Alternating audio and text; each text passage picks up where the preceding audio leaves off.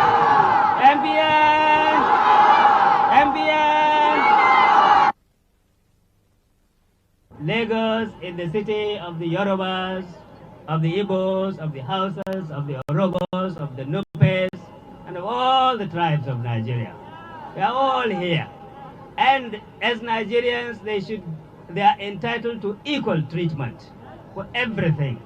For any party which will discriminate against Nigerians, that party does not deserve to be called a national party or a Nigerian